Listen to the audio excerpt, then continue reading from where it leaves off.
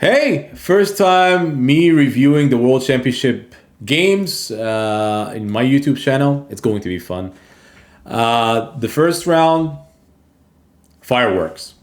I actually predicted before the match that we're gonna see like challenging games, unpredictable games going to happen. Time management is going to be a thing between both players.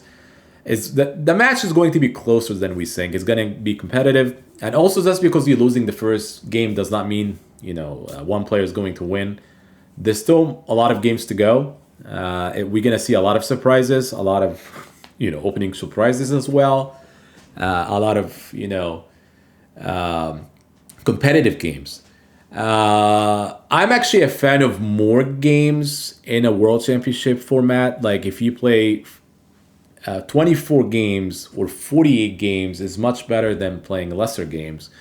There's two reasons for that. The players would take a lot of risks in their games. If should they lose a couple games, it's fine. They're able to come back. They may also promote different openings as far as playing different ideas or in different openings. We may not see tie breaks, because in the games are likely. This is not 100% guarantee that you're not going to go to tie breaks. Most likely, that's what we're hoping for. When you play 12 or 14 games, you're still looking at possibility of tie breaks. The last couple cycles in the World Championship has been decided on tie breaks, perhaps, and that's not fun to see. So obviously, I'm a fan of more games. Nevertheless, this is still good format, and it's just going to be just an enjoyable for people to watch. Gukesh is a challenger and Ding is a champion, and it's gonna be fun. The first game is really interesting. I think all of us kind of predicted E4. It wouldn't be surprising if we saw the E4 from Gukesh. The first opening choice by Ding is actually like a definition of craziness or shocking, right? E6 is playable. This is French defense. The reason this is shocking for so many levels, I don't think Ding is known for the French defense. Like, I don't think in his career that he plays it a lot. Two, bishop at c8 is usually inactive in some lines. Most strong super GMs, when it comes to also World Championship matches or games, players are more tuned to play like much more flexibility and solid lines. Like I would predict like the Italian the role as Petrov, even should you play with the black pieces or white pieces. There are certain options with the opening, especially in the first game. You would rather get into the match and want to play as solid as much as you can, even for white. Even if you have some ideas you want to create, you would rather wait for like game 2, game 3, then you could start doing some ideas. E6 is actually interesting. It doesn't mean that it's a bad choice. It's a surprising choice. It's like really a surprise. And I think Gukesh possibly has been surprised. I don't think he was predicting E6 is going to happen, at least in not the first game, though. Nevertheless, this is still fun. It's always good to promote different openings. I mean, I like the idea. And so D4, D5, Knight C3, all these is standard so far. This is very standard line. A classical knight f6, e5, knight d7, f4, c5. Now, the main idea is knight f3, bishop e3, right? And it's very common. The next move is not very common. And I think when we see something like this, that maybe novelty is coming in. This has been played before, but I think whatever comes next, maybe potential novelty by Gukesh. And you could see that he's moving instantly. Openings does matter in the World Championship. Some people that watch me that knows that opening doesn't really matter when I tell people that. It does matter in the highest level, especially in a match format. Like both players know they're going to play each other. They have some time to do some selection of openings. Ding has his own team. Gukesh has his own team. I think even Gukesh may have like a huge team. Ding also have a huge team. They both decide on different lines and openings to pick. And you're probably able to surprise your opponent. Sometimes when you surprise your opponent in a match, you may gain some time on the clock that may lead you to win a game, perhaps. or it gives you like an advantage of playing at, you're playing all the way to 50 moves perhaps, and you may just win the game based on a huge opening preparation. It just gives you a lead of some kind of an advantage, but it could also backfire. If you prepare the line and your opponent played something you were not prepared, you might be stuck. We got a little bit of this today, right? So it depends on how well is your preparation, how well you look deep on the lines. So I felt like 92 was a surprise. Knight c6, c3. This is very typical so far from white. A5 is actually kind of interesting. I am not 100% sure if E5 was part of Gukesh preparation. Even though the next move was fast enough. I mean, this is still very typical knight f3. It doesn't matter, I don't think. Black has like queen b6 perhaps also. And I've seen b5 to be honest. And it's still... And I think Gukesh maybe was preparing b5, queen b6. And I think he was able to maybe surprise us with some kind of novelty. I don't know if e5 was part of the preparation. I might be wrong. My prediction is it didn't come across very well. e5, e4 was the idea. He was still playing fast, so this is suggesting that he was still going through his own preparation. e4, and as soon as e4 happened, I actually was watching the game throughout. I was like sleeping and woke up and I was able to keep up. I was looking at maybe e3. e3 is like, it's not an interesting move by white, but it's because it gives you some weaknesses on b3, c4. Would you rather do something like this? I don't know. The reason I would rather do e3 is to stop all what black is trying to do on the queen side and make, the concentration on g4, knight g3, and bishop d3 and castles, or g4, bishop g2, knight g3. But putting up some kind of a stop to what black is trying to do on the queen side. It may not be not necessary so much that you have to play e3 because you kind of wasted the move here. Should you waste a move or should you continue with the king side? I felt like bishop e3 is just it's just part of the preparation and it's part of the classical ideas you could try in this position. So bishop e7. G4. This is actually, I think it's the preparation, the original preparation in this line. The computer didn't like this so much, and I'm not sure is it because of e4, e3, or queen e5. I think g4 is part of preparation, and we would love to see this kind of moves. This is actually Gukesh way of saying I'm playing actively. This is part of the preparation. But after queen e5, we could take a look at Ding is really sinking so heavily around here. Should we go back? He spent like really long time, around 20 minutes here. The clock situation is really all across the board here. That Ding is taking tons of time where Gukesh was not. This is the reason why opening preparation matters in the highest level in a match per se. So here bishop e7 as we discussed, g4, queen e5. Bishop g2, and here's where I felt like the preparation stopped because Gukesh spent good amount of time on bishop g2. Again, is e5, e4 was a preparation? Still was inside? Is it queen e5 that's throwing him off, or is it actually e5, e4 and then queen e5? The whole plan by black. I don't know. I feel like should he spend that much time, the preparation? I mean, 100% that kind of ended for him here. Otherwise, he would have played bishop g2 like instantly, right? If he was able to see queen e5 ahead of time with his team, then it may suggest that bishop g2 will be played almost instantly, right? We're still early in the game, still very early, move 10, move 12. So he spent bishop g2, which suggesting now that he's out of preparation here. a3. Now the fun begins. So b3 is possibly the only good move here. Takes. Actually, b4. So b4 is actually interesting. He's gonna take the next line, the next move. But b4 is very interesting. Here's my take on b4. The computer approved it. There's a reason why. I think when people follow my stuff, they would know that pawn push is really critical in chess positionally. b4 is pretty good, but how you play it, like how you what's coming next. Whatever comes next would lead to better play for you now or not. The reason b4 could be a problem, even though the engine is improving this move, right, is the potential of this pawn could become weakness on c3.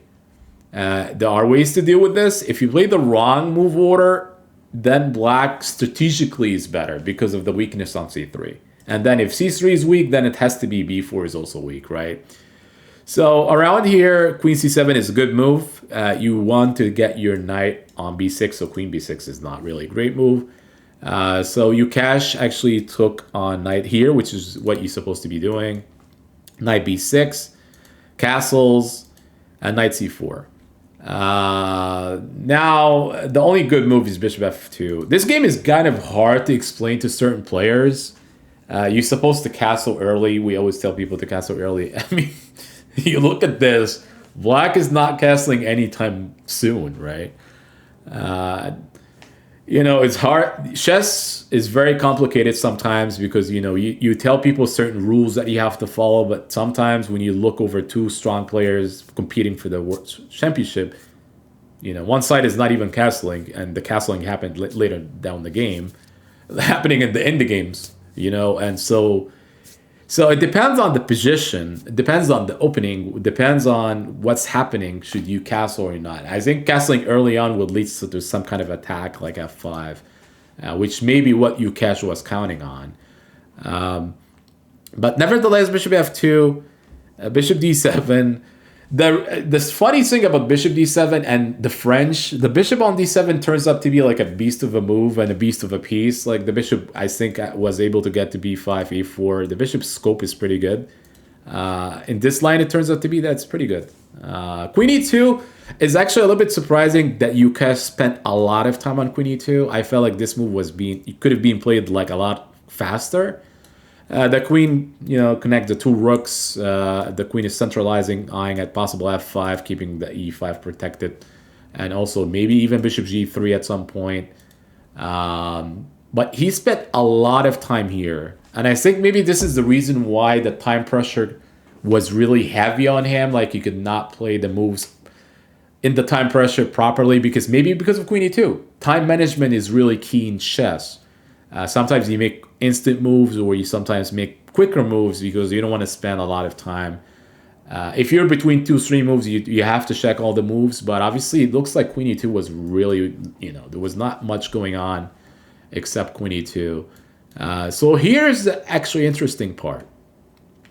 And I think Ding now is like playing fast and he's comfortable in this position. How you take?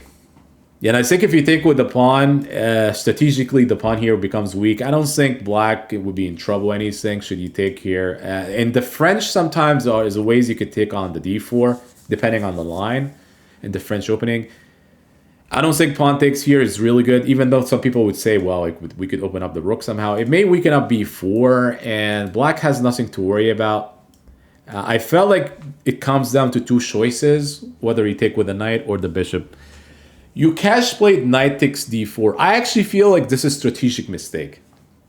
I'm ready to make that claim. The reason is strategic mistake, and we talked about b2, b4, how he handles this position. The reason knight takes is not the greatest because c3 could become under fire, fast enough, under fire, where the bishop on d4 takes on d4. The benefit of this move is actually you keeping c3 defended. The rook is looking at opening up the line perhaps soon.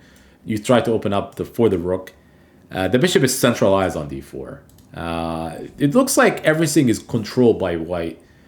The reason I feel like Gukesh didn't like this move so much, I felt like he was looking at this line, to be honest. This is maybe the possible line that the bishop is looking at this kind of scope, like this diagonal, the queen, the rook. And he felt like he's uncomfortable here. I think here maybe you could do like f5, and believe it or not, black could surprise all of us and make castle long. There was like this is a possibility you could do this. And I think Gukesh must have looked at this and he was telling himself, should he castle long? So what's the point of g4, f4, or f5? That feels like not much going on in terms of strategically, right? Because he would rather see him castle short, not long. And the bishop is still pretty annoying. It's diagonal and is not that clear. And e3 is still protected by c4. So it's not that clear if this is actually, this is maybe what he didn't like about the position. There's also different moves here, but apparently maybe this is, I'm taking a guess that this is something that maybe he didn't like to see. And then he went with knight takes. The reason knight takes makes sense also for him. The bishop would not come to b5, right? And he might be looking at bishop g3, some kind of like f5. And strategically, he feel like, he could handle this position pretty well. The problem, though, and it's just coming in now, is knight b2. Knight b2, here's the issue. You're attacking on c3. And that's actually what I felt like here is you take... The pawn is under series of fire, and it's a lot easier for black to basically make moves. What Ding did actually was, I felt like was a smart strategically. He was blitzing the moves, and I could see why. All the moves are pretty easy to make. Should he spend like 10 minutes, it would be the same moves as he would probably do in like 2 minutes. So obviously, the moves was easy to make for black. So after knight b2, you're really attacking here. So you have to defend on c3. What should you do? I felt like the only way to deal with this kind of defense is to play bishop e1. And here's the question. If it's a computer line suggesting bishop e1, would it be wise to have the bishop on d4 instead of the knight being on d4? So that's actually where things are getting interesting, the comparison. If you have to play bishop e1 in this line, you're probably better off having the bishop on d4 better off, right? But I think what Gukesh didn't like about bishop e1, there was like a crazy line here that I actually felt like it was actually kind of interesting. Actually, not here. It's not here. It's the next move. What comes. Bishop e1 here is not the best move. I think what actually comes next is queen e3. My bad here. It's bishop e1 around here. Yeah, so bishop e1 around here, because I know when queen e2 was not playable, the next move is like, if bishop e1, the next move is h5. And then if the queen was here, you could simply take it though. So here I felt like h5 is pretty strong. I mean, I don't know. I felt like this move is really good. It kind of solves all kind of problems here for black. It does solve the problems for him. Should you take rook takes? And this is actually kind of interesting for black. He's not castle, but he has the open file now. It's kind of not easy how to deal with this was from white's perspective. Should you play g5, which is shocking move? The next move is pretty shocking as well, g6. This has to be good for black strategically. So there's no more attack. And it's simply rough to play like this. And you have to deal with the potential of knight sitting on b2. I felt Gukesh looked at this and felt like strategically this doesn't make sense. That I played g4 just to play g5 to block it, unlock the position. Or should I take on h5? He didn't feel comfortable doing this. And I think this is maybe the reason why he played over here. And then the next move is queen c4. And I think f5. I think queen takes c2 it's not a greatest idea. Something takes here and then some kind of bishop g3. You open up the line and you may have some counterplay really effectively here. And I think this is what Gukesh was hoping for, is you take on e2. That didn't happen. The next moves are pretty strong by black. Queen d3 is pretty strong. If you trade queens here, it's very good. It's probably losing at this point. Should you take on here, and then everything is really, this bishop g5 could come in. So obviously there's really two choices for white. I think queen f4 may have been one of them. There's also like g5. So should you take? It's still not comfortable position for white. Should you trade queens? I feel like black is much effectively here. He could hold this position. The attack is no longer there for white. So we go back. This is a positional blunder. Not a tactical blunder, it's positional blunder. The reason this is a bad move, and I actually was shocked by this. I mean, Gukesh had some choices: g5, queen f4. I think he was concerned about c3 being attacked, and he wanted to defend the pawn. He doesn't want to give it out. And that's, again, brings up the question when you play b4, whatever happens after it. The pawn at c3 becomes weak, then b4 becomes weak, and it becomes questionable how you could play this. If you add the bishop on d4, it kind of keeps everything intact. So he played queen e1, and obviously Ding is not spending any time. I think he maybe spent like 1 minute in this move, possibly 1 minute. 2 minutes? Okay, 2 minutes. Bishop g5 is like tempo. You're gaining a tempo. And this move is extremely strong. And you're dealing with like 2 bishops now all across the board. I think the only move is like rook c2. Should you play rook e1, you just take the pawn for free, and there's no counterplay here. There's nothing at this position. Rook c2 is like forced, and when you play like forced move like this is a bad sign that the game is going south for you. So obviously all black pieces are like optimized. I mean, this is French defense. It's hard to believe this is a French defense. All the pieces are optimized. The rook is very optimized. The bishop is very optimized. The bishop is also coming at a4 at some point. Where white pieces is not coordinating enough. It's doing maybe a good job on the king side, but not so much on the queen side. The next move is super strong. It reminds me by, I think Kasparov kind of moves. And this is very strong moves. And it was being played also instantly.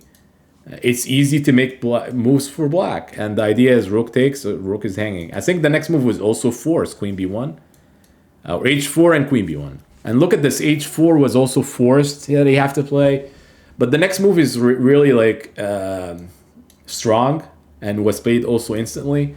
The bishop is controlling some major squares, like all this diagonal belongs to black. And I think here you have to play queen b1. There was a nice tactic here by white. Should Ding doesn't see it, there's like rook takes b2, of course. And then should he take with the pawn? Let's say you play something like b5. You just do something like this. The queen is being under attack. Should you takes here, you up a piece. This kind of tactics is kind of elementary, so obviously, the both players are seeing it, not just Gukesh trying it. We go back. So there was another move here. Rook takes c3 is possibly winning. I was also looking at knight a4. Again, the pieces activity, I'm not sure which one is best, knight a4 or rook takes c3. I think maybe knight a4 was the strongest move, in my own opinion, because it made this allow some of counterplay that maybe white may have. In my own opinion, maybe knight a4 is probably good enough, but I think the engine approved rook takes c3. I wasn't sure of which one is winning during the game, but rook takes c3 is potentially strong enough. Knight a4, the computer doesn't like it so much. It feels like he just take on c3.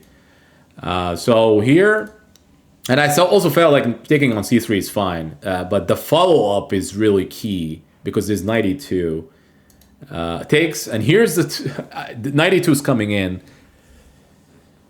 Bishop takes e6 is like the only strongest move in the board. Should bishop take e6, and I think the reason bishop takes e6 is pretty good is because you don't open up for the rook. I think should you take here, and then I think you just take here. There's no counterplay here. This is completely just winning for black. There's no enough counterplay. The reason this is really tough, and I think this is maybe his mistake around here. The reason when he took around here, pawn takes, there was a nice way for Gukesh to come back to the game, though. When you took here, the forced move is knight e2, right? So you take one of the pieces. So obviously, should you take here, which happened? The problem, though, if you look at the computer now, it feels like the advantage kind of vanished.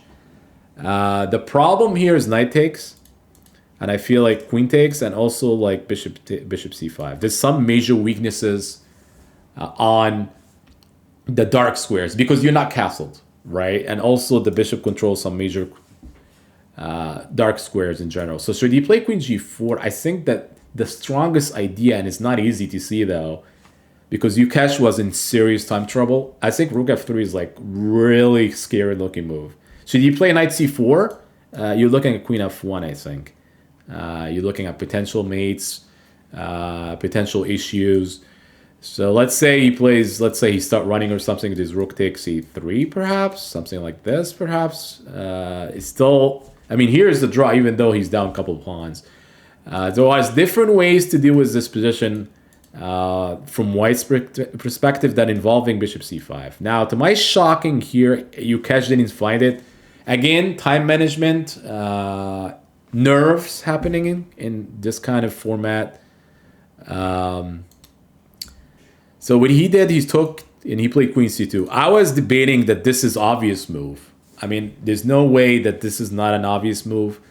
It has to be the only move to keep the game alive. Unfortunately, this didn't happen. Queen c2 is actually, I think in my own view, is like losing now. The reason it's losing, when you play positions like this, and you have like a free pawn, you could tell yourself, well, can I just take the pawn? If you take the pawn, there are some major weaknesses. Queen c7 is concerning. There's dark squares issue that you have to worry about. There's queen c5, queen c7, and you're not castled, so it becomes a real problem. Even though you're down pawns, but it gives White some chances here. Even the computer feels like this is still holdable by White. The best move, and it's no-brainer. I mean, it's my top move too. When I looked over the game, I was like, why can't he let's play queen c4? I mean, queen c4, and that's it. Put a full stop to black activity, to white activity, and then here. And that's what actually Ding did. Now, the issue here is, I think, you have to play queen d2, which just happened. Black is still looking at this kind of stuff. White is still looking at this kind of weaknesses. But the problem now, can't you just castle? You know, you're castling in like move 31 or 32. I think once you castle, the problems has been solved. There's not much you could do here. A lot of pawns are down, and the position is kind of loose. e2 is being under attack. There's a lot of issues. Bishop d4 is just a one move attempt, but the next move is really strong. Knight d3. There's really some weird tactics here. If you play a mistake, let's say there was some weird stuff could happen. Let's see, around here, there was some weird tactics could happen. I think there was evolving. One of the streamers were able to spot like bishop takes d5. Should you make a mistake somehow? But after the knight d3, I think you take here is trouble though. Yeah, that's maybe a trouble. Possibly here. And then maybe still white holds this because of the dark squares. But I remember seeing live during this live stream that some of the streamers were able to find a tactic here for white. Should black not play knight d3, then maybe white has some chances. But obviously, Ding is not giving away any advantage. He's just playing strongly all throughout. Knight d3 is just simply the strongest move in the board by far. And now I think it's possibly resignable. Because the knight is, just like I mentioned, the knight on b2, once you get to knight b2, the knight controls every single squares. It could go back at any point, like knight e4, knight e3. It's still doing some crazy stuff around here in this position. So queen e3 is a lost try, but now you can trade everything, and then you're up like a couple pawns, and it's just difficult. You still have to play e5, and then once you I think if you were to trade, this is like a winning ending, a very strong ending for what, considering the pawns. So takes, queen takes g4, bishop g2. Time trouble here, but I don't think it matters much. You gotta watch out here. The only thing that you have to watch out after here is if you were to play bishop g2, you have to watch out. If you play bishop e g2, what happens? Maybe you could pause the video. What happens if you take on g2? Could black do bishop takes g2? There was little tricks, but the tricks like that are kind of in a top GM level, it's or not even GM levels, like even stronger players would be able to see. What seems to be the issue of bishop takes g2? Do you see any issues after you pause the video? If you find it, that's great. If you don't find it, you may have to hit the tactics, do a lot of puzzles. The problem with bishop takes g2 is actually mate on 1, queen e8. So Ding was able to see that, of course. The only tricks that involved in this position is us play h6. So now he's giving himself a room with the king. Bishop h3 and queen d1 is mating idea on h1. Bishop d4 or bishop d6, making room for the king, and queen here check. Here the a2 is fine. This is completely losing, and I think he made time control here. Gukesh. Then after takes here, I mean, I don't know. Even before that, it's winning. That's not just because of taking a2. The position is completely winning for black. There's only one last trick. Bishop e6, one move thing, and you do have to play king h8. Should you play king h7? Do you guys see any problem with this move? Could you play king h7? Does it matter? Pause the video. Pause the video. If you play king h7, do you see any trouble? What the difference? It's a king move. I'm winning a pawn at e2. You still have to play precise chess. You just can't make this moves. You just randomly make king moves. So what if I play king h7? Do you see any of the issues? If you see the tactic, congrats. If you don't see it, hit the puzzle rush. The problem was here. You can see the computer now is all over the place. Because you could take here, it's a tactic here, and then you win here. It's actually a draw here, to be honest. It's not winning for white. It could be a draw. Yeah, it's a draw. But that's the only thing left. And that would be like opportunity for Gukesh to get back. But obviously that's not going to happen. It didn't happen. It shouldn't happen. Here, and we have a resignation. Very competitive game. Even though Ding won with black, it's an achievement. You cannot take this away from him. Should he play the next games, he must be confident. I wouldn't be counting out Gukesh. The games are going to be competitive. I have a prediction to make, though. What do you guys think would be what Ding will play for white pieces? My own prediction, if I am, let's say, white, and I'm playing the second game and I won on black pieces, I would probably play something different, not necessarily e4, not necessarily d4. I'm actually predicting that Ding will play c4, game 2. He will play the English, and I think this, like, he plays a lot of English in his career. It wouldn't surprise me that he plays the English 1c4 in game 2. And I think if this were to happen, the only challenging lines in the English that you're countering c4 is possibly e5, 1e5. Should you play c4, c5, that would give Ding good chances for drawing chances, perhaps, unless there are new ideas. This is a potential of new ideas. And I feel the team might be prepared that, you know, Ding at some points plays 1c4, the English. Should they have new ideas? That's for us to see. But my own prediction, we might see e4, d4 from Ding. My own perspective, I don't know. We may see like the English, which it might be like an opening that he would try, and that to get a draw so he could carry the momentum, having like a plus score. But it will be competitive games to watch. Hopefully you guys enjoy this, and we will possibly review the future games. Take care and see you for the next video.